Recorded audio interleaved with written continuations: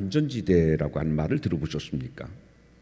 안전지대라고 하는 것은 지진 그리고 또 전쟁 같은 위험한 상황이 닥쳤었을 때에 대피하도록 권고하는 안전한 장소를 의미합니다. 그런데 이와는 다른 뜻으로 심리학에서는 안정한 상태, 편안한 상태를 이야기하거나 또는 불안과 스트레스가 적은 심리적 상태를 가리켜서 안전지대 이렇게도 이야기합니다. 그런데 우리가 불안이 없고 스트레스가 없는 상태라고 하면 굉장히 좋은 걸로 우리가 생각하기 쉽습니다. 그렇잖아요. 나 너무 스트레스 많아. 나 지금 너무 불안해. 불안을 좋아하거나 스트레스가 나한테 많이 오는 것을 좋아하는 사람은 별로 없을 겁니다. 그래서 누구든지 사람들은요, 안전지대의 삶을 꿈꿉니다. 스트레스가 없고 불안한 상황이 제거되어지는 아주 편안한 상태의 안전지대를 꿈꾸고 삽니다. 그런데 우리가 경계해야 될 것은 뭐냐면요, 이 불안함, 편안함에 머물러서 성장의 기회를 놓치는 것은 우리가 정말 경계해야 합니다. 내 삶에 걱정이 찾아오고 불안이 찾아오고 스트레스가 오히려 찾아온다고 하면은 오히려 우리는 이것은 성장의 좋은 기회가 될 수 있다는 얘기입니다. 불안이나 스트레스가 오게 되면요, 삶의 안전지대에서 벗어나서 더 성장하라고 하는 좋은 신호일 수 있다는 얘기입니다. 잘 생각해 보십시오. 여러분 삶 속에서 불안이 찾아오지 않고 걱정과 근심이 찾아오지 않고 스트레스가 없다고 하게 되면 사람은 성장할까요? 아니에요. 그냥 그 자리에서 머무릅니다. 그 사람은 성장하지 못합니다. 다른 사람들은 다 성장하는데 나만 홀로 성장하지 못하는 것은 현상 유지가 아니라 퇴보인 것입니다. 그래서 어떤 면에서 우리가 스트레스를 받고 불안하고 염려되고 걱정 의심되는 것은, 그리고 삶의 안전지대를 벗어나는 것은 오히려 성장하기 위한 좋은 기회일 수 있다라는 말씀인 것입니다. 여러분, 삶의 안전지대에서는 하나님의 도우심을 경험할 수가 없습니다. 삶의 지대에서는 신앙의 능력이 발휘될 수 있는 기회를 갖지 못합니다. 그런데 내 삶이 막 요동을 치고 흔들리고 이럴 때 우리는 신앙의 능력을 경험할 수 있고 하나님의 도우심을 경험할 수가 있게 되는 겁니다. 내 직장이 흔들릴 때, 내 삶의 터전이 불안할 때, 그럴 때 우리는 하나님을 찾을 수 있고, 내 삶이 흔들릴수록, 불안할수록 우리는 기도함을 통하여서 하나님의 능력을 경험할 수가 있고, 그래서 우리의 신앙은 더 업그레이드 되며 내 삶은 더 성장할 수가 있게 되어지는 것입니다. 그래서 우리는 오히려 삶의 안전지대에 있는 것은 내가 성장하지 못하는 아주 나쁜 환경일 수 있음을 우리는 기억해야 됩니다. 오늘 본문 시편 46편은 이러한 사실을 우리에게 입증해 주고 있습니다. 시편 46편은요, 삶의 어느 상황 속에서 이 시가 쓰여졌을까요? 오늘 본문 1절서부터 3절까지 보게 되면요, 어떤 상황인 것을 우리가 충분히 짐작하고 알 수 있습니다. 시편의 기자는요, 삶의 터전이 변했다, 그리고 산이 흔들리고 바닷 가운데 빠졌다, 이렇게 자신의 삶의 상황을 이야기하고 있습니다. 그런데 이 속에서도요, 그런 하나님의 도우심을 경험했기에 어떻게 하면 이 사람이 땅이 변하고 삶이 흔들리는 속에서도 어떻게 하나님의 도우심을 경험했는가를 간증해주고 고백하고 있는 것이 시편 46편 말씀입니다. 여러분, 2절 말씀을 다시 한번 우리 같이 한 음성으로 크게 봉독해 봅니다. 시작. 그러므로 땅이 변하든지 산이 흔들려 바닷 가운데 빠지든지. 지금 시인의 삶은 안전지대가 아닙니다. 전혀 안전지대하고는 관계가 없습니다. 오히려 멉니다. 어떤 삶이었대요? 땅이 변했대요. 땅이 변했다고 하는 것은 무슨 얘기냐면 안정되고 편안하고 걱정 근심 없는 상태였었어요. 그냥 잘 무난하게 살아가는 상태였었어요. 크게 고민하거나 염려할 그러한 상황이 아니었었어요. 안정적인 삶을 살았어요. 이만하면 됐구나. 그런데 갑자기 그 삶의 터전이 막 흔들리기 시작했어요. 그래서 질서정연하게 정돈되어진 삶을 살던 그에게 갑자기 혼돈과 공허와 흑암의 상황으로 바뀌어졌습니다. 이게 뭐지? 전혀 예상하지 못한 삶의 놀라운 변화가 찾아왔어요. 이러다가 내 삶의 터전이 꺼져버릴 것 같아요. 주저앉아버릴 것 같아요. 땅과 하늘이 막 뒤바뀌는 것처럼 이거 어떡하지? 그런 것이 땅이 변하여라는 뜻입니다. 산이 흔들렸다는 것은 무슨 뜻이냐면 산은요, 성경에서 안정적이고 견고한 삶을 상징하고 있습니다. 그런데 그렇게 안정적이고 견고한 삶이 어떠한 상황이 와도 끄떡 없을 것 같았던 삶이 어떻게 해요? 바다에 빠졌대요.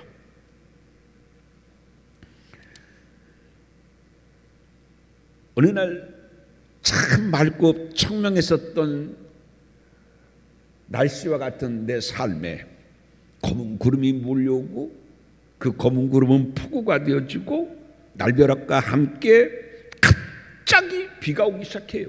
내 삶에 폭우가 되어지는 이 비가 얼마나 그칠 줄 모르고 흐르는지, 조금 있으면 내 삶의 이 폭우도 비도 그치겠지 생각했는데 그치지를 않는 거예요. 오히려 더 무섭게 쏟아져 내립니다. 그래서 내 삶이 그렇게 피땀으로 이루어오는 것을 한순간에 다 쓸어가 버릴 정도로 폭우가 내리는 거예요. 그런데 그것도 감당하기 어려운데 그것만이 아니라 땅이 변하고 산이 흔들려서 산이 무너져서 바다 가운데에 빠질 정도로 내 삶에 무서운 지진이 일어났다.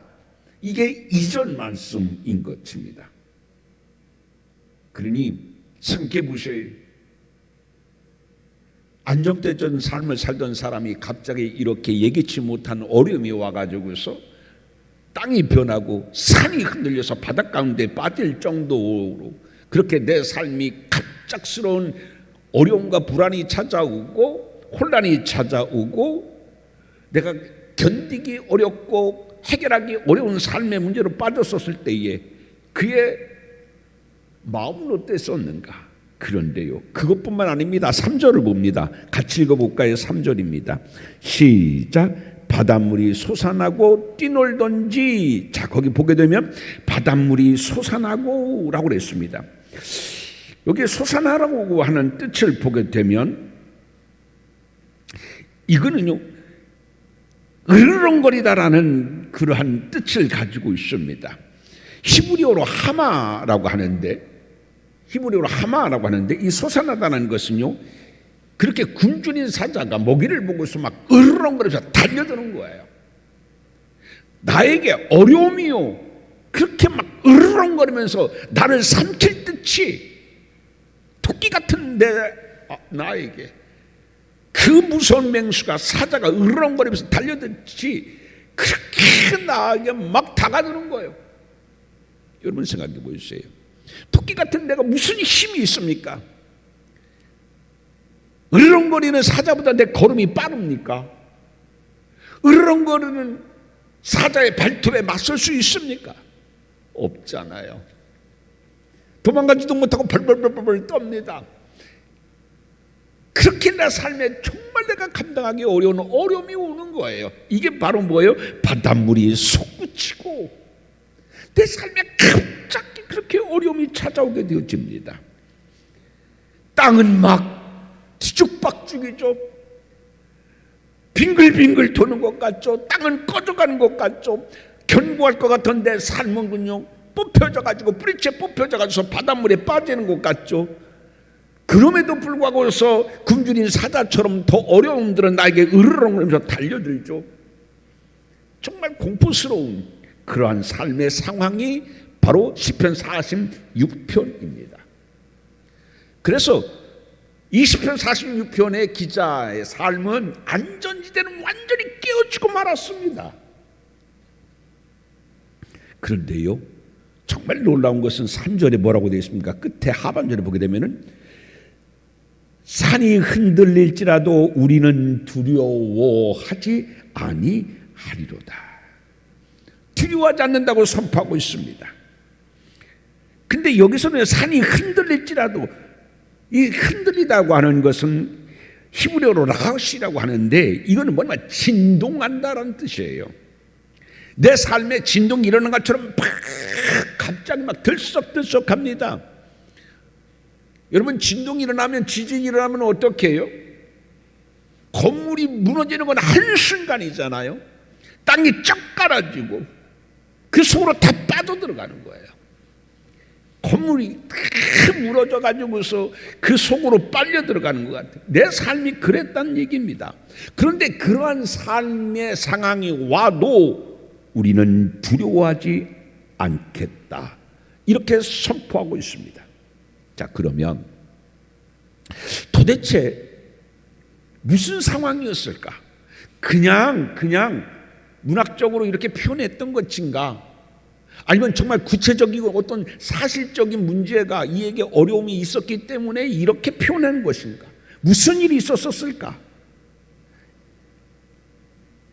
이 시편 46편은 언제 쓰여졌느냐면 당시 히스기야 왕 때 쓰여진 시인데, 이 히스기야 왕 때에 잔인하기로 아주 소문난 나라가 있었어요. 아수르였었어요. 근데 이 아수르가요, 북쪽에 북이스라엘 멸망시키고, 아수르가 그 북에 있었거든요. 그리고선 북이스라엘 멸망시키고 남진하여 남유다를 쳐들어오고 있었습니다. 그런데요, 얼마나 파죽지세로 몰려드는지 순식간에 남유다의 수도였었던 예루살렘은 성을 완전히 포위하고 말았습니다. 그때 아수르의 그 랍사게라고 하는 장군이 18만 5천 명이라는 대군을 이끌고서 유다를 쳐들어왔던 거예요. 이제 예루살렘은 꼼짝없이 포위되어졌습니다. 이때 이것을 어떻게 표현했느냐면, 땅이 변하고 산이 흔들려서 바다에 빠지는 것 같고 사자가 으르렁대면서 달려들 것 같은 그러한 극한 공포 속에 있었다, 이렇게 표현하고 있어요. 그럼 왜 이렇게 아수르가 쳐들어왔는데 벌벌 떨었을까 하면은, 그 당시에 아수르는요, 잔인함의 대명사였었어요. 아주 악명이 높았어요. 아수 사람들의 잔인함은 어떤 정도냐면, 어떤 성을 쳐들어가요. 그러면 이 성을 정복하잖아요. 그러면 어떻게 하냐면 성 사람들을 다 포승줄로 엮어요. 그리고서는 어떻게 하냐면은 혀를 그 사람의 입에서 빼요. 뽑아버리는 거예요. 생각해 봐요. 혀가 뽑힌다고 생각해 보세요. 이거를 견딜 수 있습니까? 이 혀가 뽑아지는 그 견딜 수 있어요? 그건 아무것도 아니에요. 함락한 성 사람들을 어떻게 하냐면요, 말뚝 4개를 박아요. 하나 둘, 그래가지고서 한 손 두 다리를 꽁꽁 묶어요. 4개 말뚝에 박고서. 그렇게 하면 어떡하냐, 옷을 홀딱 벗겨요. 벗겨가지고 어떡하냐, 칼로 살점을 횟듯이 뜨는 거예요. 생사람을. 이게 아수르예요. 가는 곳마다, 정복하는 나라마다 그랬어요. 그래서 자다가도 아수르 하면 어떻게 되겠어요? 끔찍한 거예요. 무서운 거예요. 벌벌 떠는 거예요. 아수르가 쳐들어왔다고 하면. 그런데 그 아수르가 쳐들어와서 지금 어떻게 해요? 예루살렘을 포위하고 있어요. 그런데 아수르가 이렇게 쳐들어왔음에도 불구하고서 그것을 맞설 수 있는 유대는 힘이 있느냐? 없어요. 이제 꼼짝없이 죽었구나. 그러니까 어떻게 해요? 땅이 변하고 산이 뽑혀서 바다에 던져질 것 같고, 우리는 한없이 약하던 약한 토끼가 마치 으르렁거리면서 달려드는 사자 앞에 있는 꼴이 되고 말았어요. 그게 지금 시편 46편의 삶의 상황인 거예요. 근데 여러분, 그때 왕이 누구라고요? 히스기야예요. 근데 히스기야는 보통 왕이 아니에요. 여러분, 놋뱀이 있잖아요. 불뱀에 물렸었을 때 놋뱀을 바라봤을 때 사람들이 살았잖아요. 여러분, 근데 그 놋뱀을 사람들이 숭상해요. 그건 하나의 상징적인 기적의 기념이지 그게 섬김의 대상은 아니에요. 그런데도요, 우매한 사람들은 그거를 섬겨요. 다윗은요, 그때 손을 못 댔어요. 다른 사람은 다 섬기고 그 놋뱀을 많은 사람들은 경배하고 아니다고 못한 거예요, 다윗도. 그런데 그 가증한 놋뱀을 깨뜨렸던 사람이 누구냐면 히스기야예요. 잘 생각해 보세요. 하나님의 기적의 상징이잖아요. 놋뱀을 그걸 깨뜨려요. 신학이 온전하지 못한 사람을 오해할 수 있어요. 그렇잖아요. 신학이 부족한 사람은 뭐야? 할 수 있어요. 자칫하면 큰 오히려 사건이 되고 사고가 될 수 있어요. 그러니까 다윗도 안 했던 거예요. 근데 그걸 해낸 사람이 누구냐? 신앙의 개혁을 한 거죠. 바른 신앙을 가르쳐준 거죠. 백성들은 잘못 알고 있어요. 잘못 믿고 있어요. 그러려냐고 그냥 넘어간 게 아니에요. 그것을 정말 손을 내서 개혁을 이룬 아주 결기 있는 사람이 누구냐면 히스기야예요. 그런데 그렇게 결기 있었던 히스기야마저도 아수르가 쳐오니까 어때요? 그 아수르의 잔인함에 벌벌벌 떨고 속수무책이었어요. 마치 기절한 사람이 정신줄을 놓아버린 것처럼 그렇게 결기 있었던 히스기야마저 그만 신앙의 정신줄을 놓고 말았어요. 그래서 이거를 하나님께 해결받기 위해 보다는 그가 택한 것이 뭐예요? 성전의 금이란 금은 탁 벗겨가지고서 아수르에게 주공으로 바쳐서 제발 이거 받고 우리 좀 살려주세요 하고요, 두 손으로 싹싹 빌었어요. 근데 어떻게 했어요? 소용이 없었어요. 그게 어떻게 해요? 여의치 않자 애굽에 제발 우리를 살려주세요. 용병이라도 사서 아수르를 좀 막아보겠다고 했지만 그것마저도 여의치가 않았어요. 오히려 상황은 더 악화만 되어졌어요. 모든 방법을 다 동원해 봤지만 초공을 바치려고 했고 외국에서 용병을 수입해 오려고 했고 모든 방법을 다 동원하려고 했지만은 그러나 속수무책 아무 도움이 되지를 못했습니다. 그때 히스기야에게 선지자 이사야가 충고를 해요. 왕이여, 그렇게 하지 말고 이러기록 하나님 앞에 기도하십시오. 그래서 아수르 왕이 항복하라고 보낸 모욕적인 편지를 들고 히스기야 왕이 하나님 앞에 이렇게 펴놓고, 하나님 이 편지를 보세요. 이 편지가 하나님을 조롱하고 우리의 삶의 터전을 이렇게 무너뜨리려고 합니다. 아수르가 얼마나 잔인한지 아시잖아요. 하나님이 눈동자처럼 사랑하는 우리 유대 백성들이 아수르의 손에서 죽게 생겼습니다. 하나님이여 우리를 불쌍히 여겨 주옵소서. 우리의 삶의 터전을 지킬 수 있는 분은 오직 하나님밖에 없음을 깨닫고 그는 눈물로 하나님 앞에 기도하기 시작합니다. 그때 그 기도가 있었던 그날 밤에 하나님께서는요, 유대 나라를 물리칠 수 없는 아수르 군대 18만 8천 명을 삽시간에 진멸시키고 유다를 보호하셨습니다.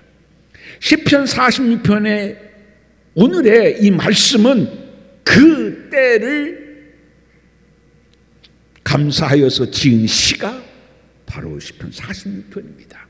그래서 우리가 그 배경을 알고서 오늘 본문을 읽어보면 이해할 수 있습니다. 땅이 변하든지 산이 흔들려 바닷 가운데 빠지든지 바닷물이 솟아나고 휘날든지 산이 흔들릴지라도 우리는 두려워하지 아니하노라. 왜요? 누구 때문에? 하나님이 우리를 지켜주시기 때문에. 사랑하는 성도 여러분,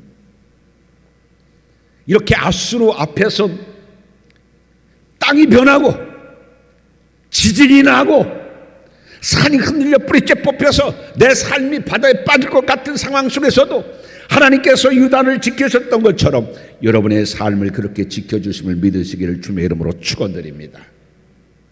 우리가 살면서 이렇게 이런 삶을 경험할 수 있는 게 있을까요? 없을까요? 이렇게까지 어렵고 힘들고 내 삶이 뿌리째 뽑힐 것 같은 어려움은 없을 거예요. 그렇잖아요.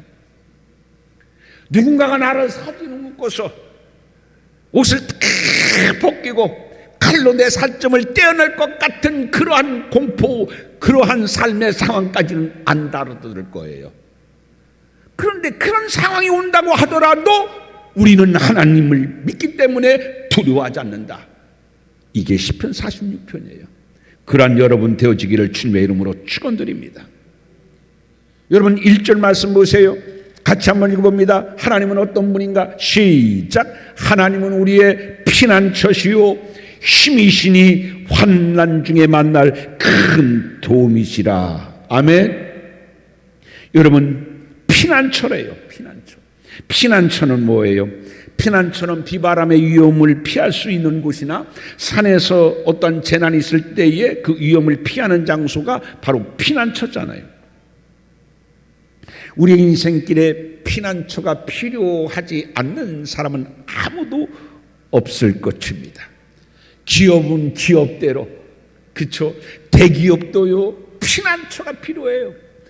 롯데가 그렇게 유동성의 위기를 겪고 있잖아요. 삼성이 세계에서 제일이라고 잘 나가던 삼성이 지금 어려움을 겪고 있잖아요. 자꾸 곤두박질 치니까 1년 동안 10조를 쏟아부어가지고서 떨어지는 주가를 붙들어 보겠다고 지금 삼성이 하고 있습니다. 말이 10조죠. 1년 동안. 그 돈은 없어지는 돈이에요. 세계에서 제일 잘 나간다고 했던 그 기업마저들도 이렇습니다. 개인도 마찬가지죠. 기업도 피난처가 필요해요. 우리 개인도 마찬가지예요. 삶을 살다 보게 되면은요, 정말 내 힘으로는 어떡할 수 없고 피난처가 필요해요. 그런데 그 피난처는 어디냐? 누구냐? 우리의 피난처는 오직 하나님밖에 없다. 이게 바로 뭐예요? 1절의 고백인 것입니다. 여러분, 인생길에 살다 보게 되면 우리의 삶 속에서 폭우가 쏟아질 때가 있어요. 그런데 이 폭우는 얼마나 많이 쏟아지는지 우산으로는 감당할 수 없을 정도로 내 삶의 폭우가 쏟아질 때 있어요. 그럴 때는요, 우산으로 감당 안 되니까 어떻게 해야 돼요? 피난처인 하나님으로 피해야 됩니다. 그래서 오늘 시편 1편의 기자는 하나님은 나의 피난처가 되어 주셨습니다. 사랑하는 성도 여러분, 하나님은 여러분의 피난처 있음을 믿으시길 바랍니다. 피할 곳을 찾을 때 내 삶의 안전지대가 무너지고 내 삶에 내가 견딜 수 없는, 내가 감당할 수 없는 비가 쏟아질 때에 여러분에게 피난처 되신 하나님이 계심을 꼭 기억하고 감사하고 그 하나님 안에 더욱 깊이 피하는 여러분 되어지기를 주님의 이름으로 축원을 드립니다.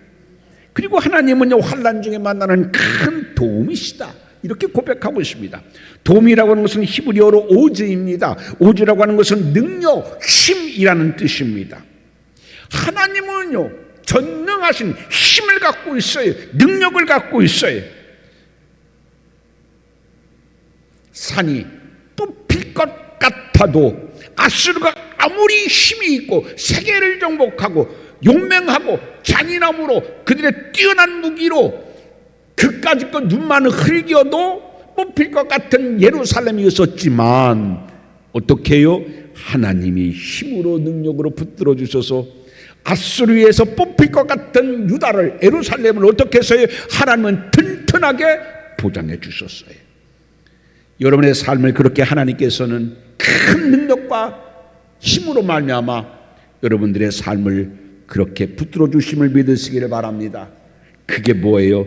환난 중에 만나는 큰 도움이시다. 여러분, 인생을 살다 보게 되면 크고 작은 바람이 불 때가 있습니다. 내 삶에도 높고 낮은 파도가 몰아올 때가 있습니다. 감당할 수 없을 정도로 내 삶에 지진이 일어날 것 같은 상황이 있을 수도 있습니다. 그때 여러분 피난처 되시고 내 힘이요 도움 되시는 능력의 하나님을 기억하고 하나님 믿음으로 이 어려움을 이기게 하옵소서 기도하는 여러분 되어지기를 주님의 이름으로 축원드립니다. 무디 선생은요, 모세의 인생을 세 단계로 나누고 있습니다. 따라서 합시다. 썸씽의 단계래요. 썸씽이 뭐냐면 모세가 애굽의 왕자로 있을 때에요, 왕자니까요 뭐든지 할 수 있잖아요. 이게 썸씽의 단계예요. 나는 다 할 수 있어. 나는 다 할 수 있어. 자신만만해요. 내가 가지고 있는 것 이것만 있으면 내 인생 충분히 살 수 있어. 이게 무슨 단계예요? 썸씽의 단계예요.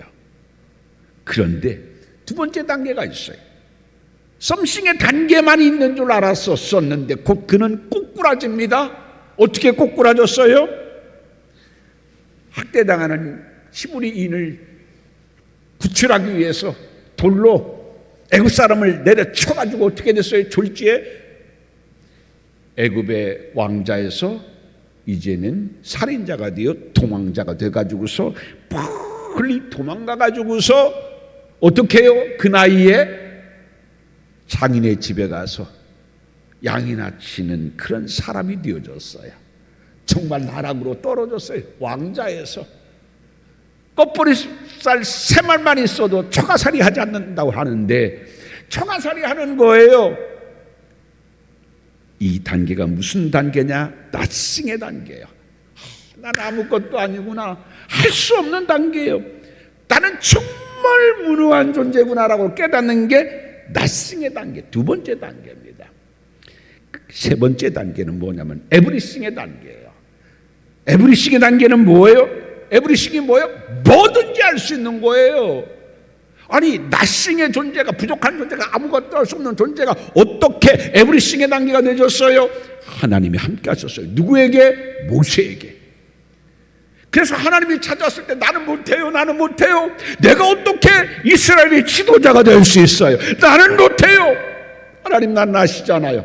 난 낫싱, 아무것도 못하는 존재입니다. 걱정하지 마라. 내가 너와 함께하마. 내 지팡이를 던져봐. 지팡이를 던지니까 어떻게 됐어요? 뱀이 됐어요. 오, 무서워요. 손 내밀어 그 지팡이를, 뱀을 잡아봐. 어떻게 잡아요? 물리면은 직사하는데 괜찮아. 믿음을 갖고 잡아봐. 잡았더니 어떻게 됐어요? 지팡이가 됐어요. 그 지팡이로 뭐 어떻게 했어요? 홍해바다를 갈랐어요. 홍해가는 뭐예요? 죽음의 바다예요. 할 수 없다는 바다예요. 그런데 그 바다를 지팡이로 갈랐어요. 무슨 존재로 바뀌어졌어요? something, everything의 존재로 바뀌어졌어요.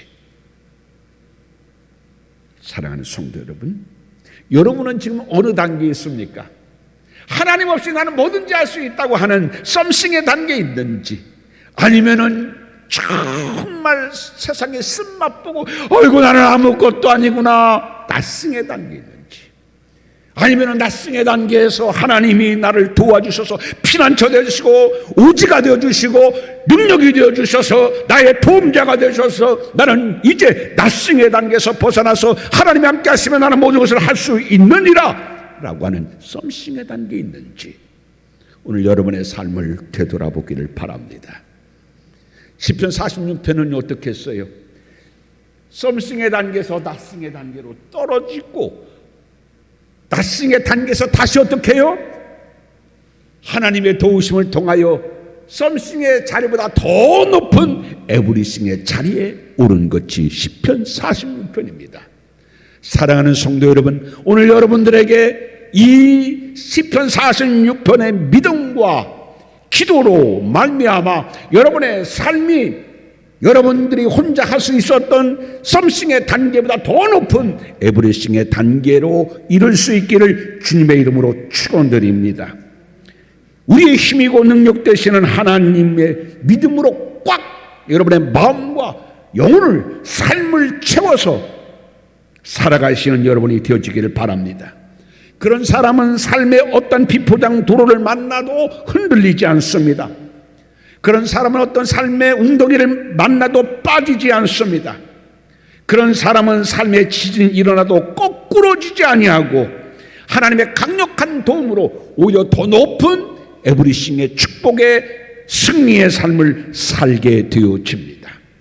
문제는 내 삶의 터전이 어떠냐가 중요한 게 아니라 내 믿음이 더 중요하다라고 하는 것입니다. 이 믿음만 있으면 내 삶의 터전이 어떠하든지 간에 우리는 그 삶의 터전을 넉넉히 하나님의 은혜로 지켜가게 될 줄 믿습니다. 기도합니다.